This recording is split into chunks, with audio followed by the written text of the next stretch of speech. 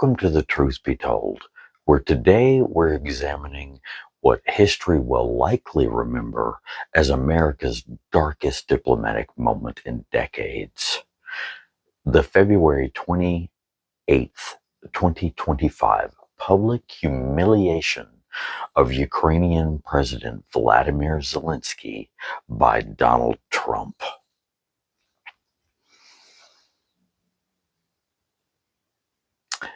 There are moments in history where you can feel the earth shifting under your feet. February 28th of 2025 was one of those moments. A grotesque display of unchecked narcissism, geopolitical idiocy, and full throttle transformation of American foreign policy into nothing short of a mafia shakedown. This was not diplomacy. This was not strategy. This was the kind of goonish humiliation typically reserved for reality TV, except now the stakes are measured in millions of lives and the looming specter of World War III. Let's be absolutely clear about what has happened. Donald Trump, who has consistently praised Vladimir Putin as a smart guy while ignoring Russia's brutal war crimes, welcomed Ukrainian's wartime president into the Oval Office, only to berate, belittle, and ultimately dismiss him like an employee who had failed to meet sales targets. Make no mistake, this meeting was not about peace. This was about Trump doing Putin's bidding on the world stage. It was about betraying a democracy fighting for its very existence to please an authoritarian dictator Trump has admired for years. "You're gambling with World War III, Trump barked at Zelenskyy, acting like a discount Tony Soprano shaking down a local shopkeeper. "You either make a deal or we're out." The message couldn't have been clearer.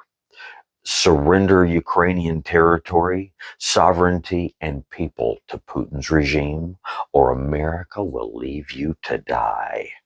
You're gambling with the lives of millions of people. You're gambling with World War III. You're gambling with World War III.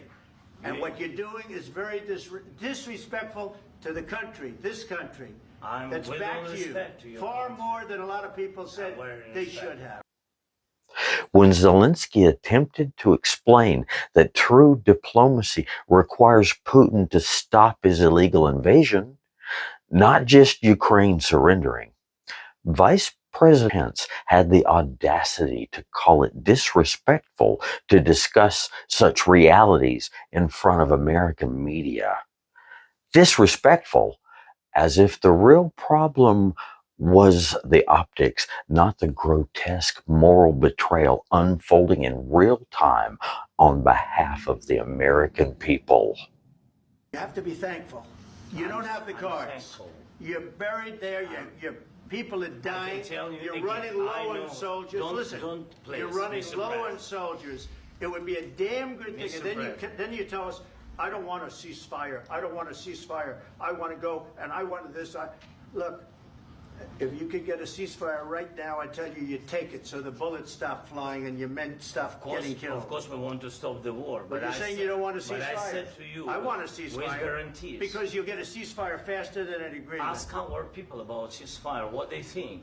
That wasn't with me. For you what that wasn't with me. That was with a guy named Biden who was not a smart person. That was with Obama. Have you ever said thank you once? Vance sneered at Zelenskyy, echoing his master's worldview that all human interactions are transactional. "You have to be thankful," Trump added.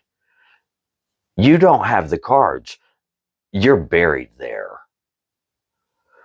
This is what American diplomacy has become under Trump, an extortion racket. Forget our historical alliances. Forget standing up to despots and dictators. Forget America's sacred promise to stand for democracies and against tyranny. In Trump's America, international relations are reduced to who flatters him personally and who pays him tribute. The Ukrainian ambassador literally face planted during the meeting. She couldn't even hide her disgust. This was the international equivalent of watching your boss drunkenly scream at a client while you quietly plan to update your resume. While this humiliation was happening in Washington, Putin, you bet, was popping corks and lighting cigars. Everything he's worked for, dividing the USA, dividing NATO, isolating Ukraine, and getting the US to do his dirty work, was handed to him on a silver platter. This is exactly why Putin interferes in American elections. This is why Russian state media celebrated Trump's return to power. They knew he would undermine NATO, abandon Ukraine, and fundamentally weaken American leadership in the world. Let's call Trump's peace plan what it is, a surrender plan. Whether it's a frozen conflict or a formal deal conceding Ukrainian territory, the outcome is identical. Putin gets what he wants through violence and intimidation, and with America's blessing. The damage extends far beyond Ukraine. If Taiwan is watching, what conclusion do you draw? If you're South Korea, if you're Japan, or any American ally facing any aggressive neighbor, you just learned a devastating lesson. America's word means nothing under Trump. For decades, America has stood as a leader of the free world, not because we're perfect, but because we have stood for certain principles. We believe that borders shouldn't be changed by force. We believe that democratic nations deserve protection from authoritarian aggression. That America died in the Oval Office today, February the 28th, 2025. This isn't just a moral failure. It's a catastrophe, a strategic blunder. When America abandons its allies, we don't become safer. We become isolated and vulnerable. When dictators learn that they can take what they want without consequences, they don't stop. They get bolder.